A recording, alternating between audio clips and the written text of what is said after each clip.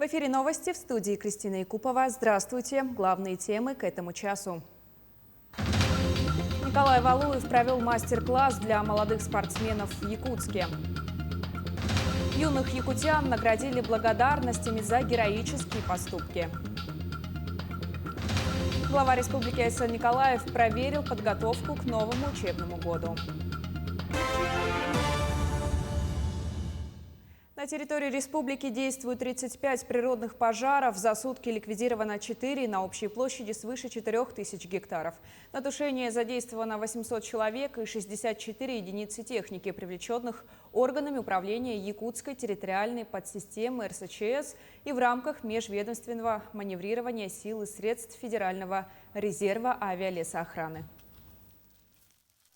Наиболее активная работа по тушению природных пожаров проводится на территории Усть-Майского района, где зарегистрировано 8 очагов пожаров. В населенных пунктах задействованы специалисты МЧС России.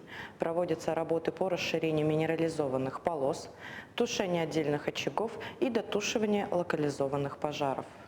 А авиация ведомства занимается передислокацией личного состава. За сутки передислоцировано 59 человек и перевезено 5 тонн груза. Все превентивные мероприятия по противопожарной защите населенных пунктов на территории республики выполнены. Угрозы населенным пунктам и объектам экономики нет. Работа авиации по тушению, наращиванию и передислокации группировки на сегодня спланирована. В Горном районе с рабочим визитом побывал Николай Валуев. Депутат посетил пострадавшее от пожара село Бяськюэль, встретился с местными жителями и волонтерами. Продолжит Саргалана Неустроева.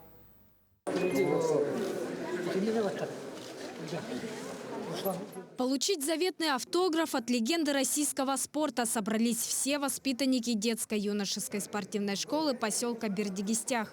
Сюда Николай Валуев наведался первым делом, узнал, как обстоят дела с развитием спорта в районах и побеседовал с коллегами.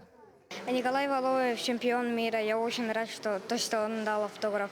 Конечно, побеседовались, сфотографировался. Нормально, все хорошо. Между тем, основной целью поездки Николая Валуева стало посещение села Бяськюэль, встреча с волонтерами и местными жителями. Почти месяц прошел с того рокового дня, когда более 30 домов сгорело в пламени лесных пожаров. Тем не менее, жизнь продолжается.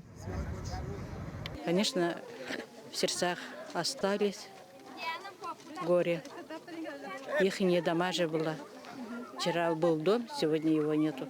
Сейчас идут восстановительные работы. Настроение чуть поднялось у народа. В рамках визита Николай Валуев проверил и работу волонтеров молодежки ОНФ. Лагерь разбили в окрестностях села и уже приступили к восстановительным работам.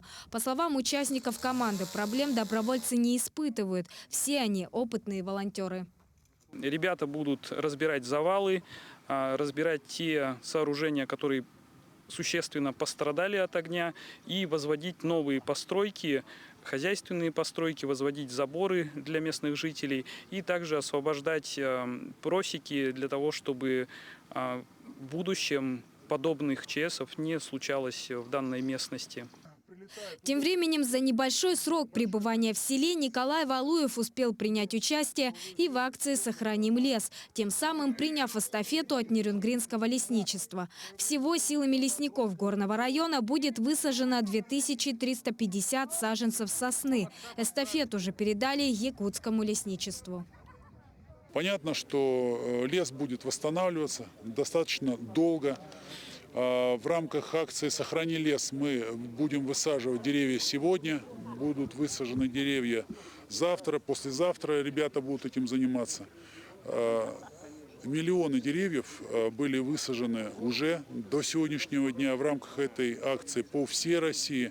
В Якутии это тоже планируется миллионы деревьев уже на тех гарях, которые более-менее восстановились. В целом депутат отметил важность организации региональных питомников и закрепления территорий за лесопользователями. По словам Николая Валуева, так контролировать огромный лесной массив станет намного легче. При этом важно развивать инфраструктуру в труднодоступных участках тайги, где возможно возгорание сухостоя. Саргалана Неустроева, Григорий Охлопков, Горный. А сегодня Николай Валуев встретился с молодыми спортсменами в Якутске. Он провел мастер-класс по боксу совместно с мэром города Евгением Григорьевым. Мероприятие проходило в спортивном комплексе «Триумф» и собрало много молодых боксеров. В начале встречи Николай Валуев сказал напутственные слова, далее юные дарования задали свои вопросы. После всего этого в торжественной обстановке были вручены памятные призы молодым спортсменам, которые отличились на соревнованиях. Которые снимали пророки, я считаю, что это... Не успев, конечно, все задать, у нас очень плотный график, поэтому в октябре месяце мы наметим вторую часть, где сможем расписаться, может быть, чуть больше сфотографироваться. Это нормальная практика, что я встречаюсь с коллегами по боксу, с молодыми.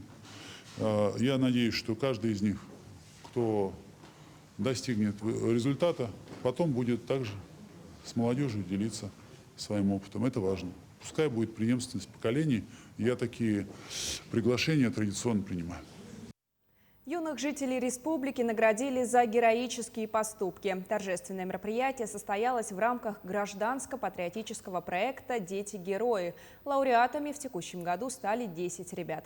Благодарность за мужественный поступок по недопущению уничтожения лесными пожарами села Бязькёль Горного Улуса наградили Терентьева Михаила и Яковлева Ярослава. Подобными благодарностями наградили Егора и Алексея Самсоновых, которые на протяжении 10 дней боролись с лесным пожаром у села Кыла и Усть-Алданского Улуса. Благодарность за предотвращение лесного пожара в селе Мар Нюрбинского Улуса получил Охлопков Алексей. За мужественный поступок по спасению человека на воде награжден Адриан Захаров из Мегино-Кангаласского Улуса и учащиеся 7 класса школы номер 23 города Якутска.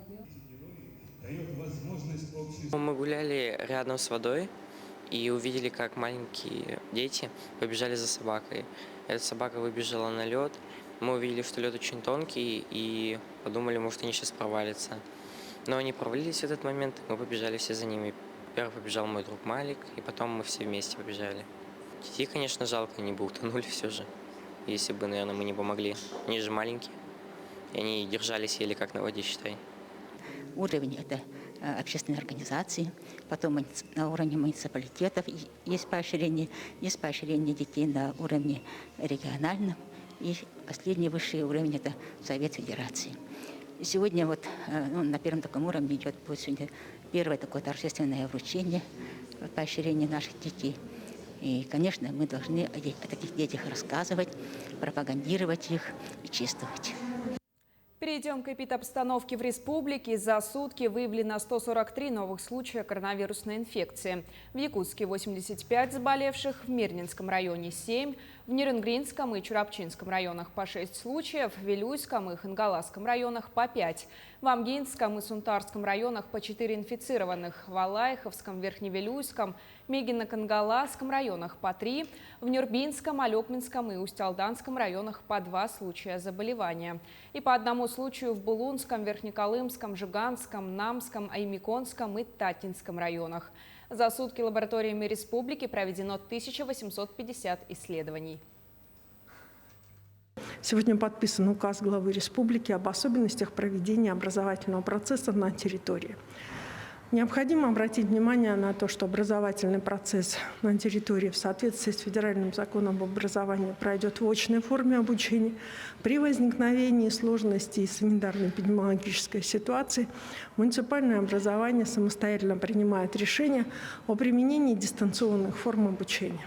В целях обеспечения безопасности школьников, а также их родителей на территории не допускается на настоящий момент проведения мероприятий как в школах, так и учреждениях дополнительного образования с участием родителей в помещениях. Тем временем глава республики Айсен Николаев проверил подготовку к учебному году. Он провел суженное заседание Республиканского оперативного штаба, дал ряд новых поручений по недопущению распространения коронавирусной инфекции. Так, на этой неделе необходимо поставить в районы республики вакцину от гриппа, оперативно начать прививочную кампанию в образовательных учреждениях и обеспечить запуск тепла в школах и детсадах. Согласно оперативным данным, под медицинским наблюдением из-за коронавируса сегодня находится 1161 ребенок. В связи с этим к учебному процессу будут допущены только работники, прошедшие полный курс вакцинации. По словам главного санитарного врача республики Маргариты Игнатьевой, обе прививки получили более 82% работников школ и более 81% детских садов. Сборная России одержала победу на чемпионате мира по пляжному футболу. Турнир завершился накануне в Москве.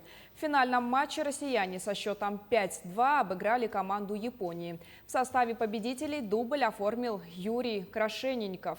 По одному результативному удару нанесли Федор Земсков, Андрей Новиков и Артур Папоротный.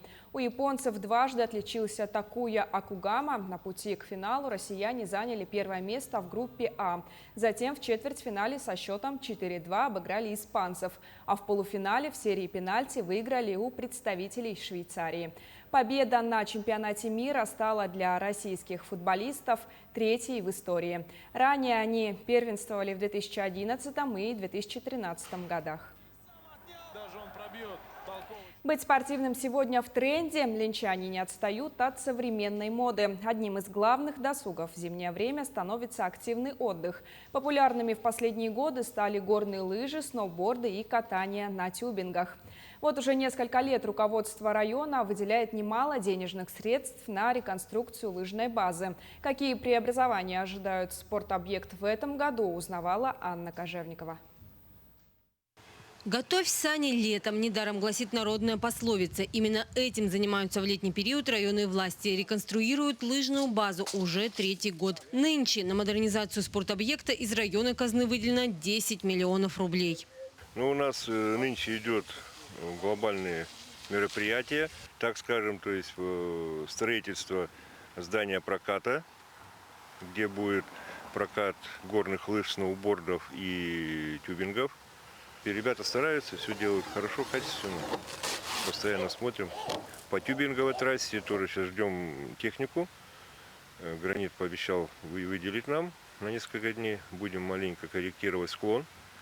Крутой склон для горных лыж, залитый светом фонарей в вечернее время, уже порадовал любителей активного зимнего отдыха в минувшем сезоне. В этом в самый раз будет погреться в уютном кафе, которое расположится в новом здании, а также здесь появится теплый туалет, что немаловажно, особенно для маленьких спортсменов. Места хватит всем, даже буранам. Их разместят в гараже. Площадь нового здания позволяет как-никак 170 квадратных метров. Установлено и массивное ограждение вдоль базы. Также произведено утепление помещения для работников, которые обслуживают подъемник. Помимо реконструкции и строительства новых объектов на лыжной базе, будет модернизирован склон для горных лыж, а вдоль спуска для тюбингов будет установлено освещение. Правда, строительство немного затянулось, но не по вине подрядчиков. Стройматериалы поступили с опозданием. Была задержка в связи с пожарами и так далее. Не было навигация, была прикрыта. Сегодня материалы поступают у подрядчика, и я думаю, в течение сентября месяца он завершит там работу все. Ленчане – любители зимних видов спорта. И как только открывается сезон, лыжная база наполнена спортсменами разных возрастов от мала до велика. К тому же все занятия и свободный прокат спортинвентаря в Ленске бесплатный. Анна Кожевникова, Виталий Андреев, Ленск. Предлагаем вашему вниманию брифинг о ходе подготовки к отопительному сезону в республике. В 24 муниципальных образованиях отопительный сезон начнется на этой неделе. По состоянию на сегодняшний день мы подготовили более 970 котельных к прохождению отопительного сезона. В целом мероприятия по подготовке к ОЗП выполнены на 88%. Также в рамках подготовки к зиме и успешного прохождения отопительного сезона у нас запланировано завести 514 тысяч тонн топливно-энергетических ресурсов. По состоянию на сегодняшний день завезено порядка 80% топливно-энергетических ресурсов непосредственно на места. В рамках инвестиционной программы и ремонтных программ должны быть завершены и введены в эксплуатацию 18 котельных в 12 муниципальных образованиях. Как вы все знаете, в период сложной лесопожарной обстановки, к сожалению, пострадали линии электропередач, 25 единиц линий электропередач непосредственно, где сгорело 396 опор. И по состоянию на сегодняшний день по всем направлениям ведется активная работа по восстановлению энергоснабжения в данных линиях. Более сложная обстановка сейчас у нас наблюдается в Усть-Майском районе, это 112-я линия. Там задействуют 4 подрядные организации, и планируем в ближайшее время восстановить основное энергоснабжение по данным направлениям. В целом подготовка к прохождению отопительного сезона во всех муниципальных образованиях у нас идет в соответствии с планом. Мы взаимодействуем с Ленским управлением Ростехнадзора и прокуратурой в части успешного прохождения ОЗП, подготовки к прохождению отопительного сезона и непосредственно получения паспортов готовности всеми муниципальными образованиями и городскими округами на территории Республики Саха-Якутия. Это был брифинг о ходе подготовки к отопительному сезону в республике. На этом выпуск подошел к концу. Мы продолжаем следить за развитием событий.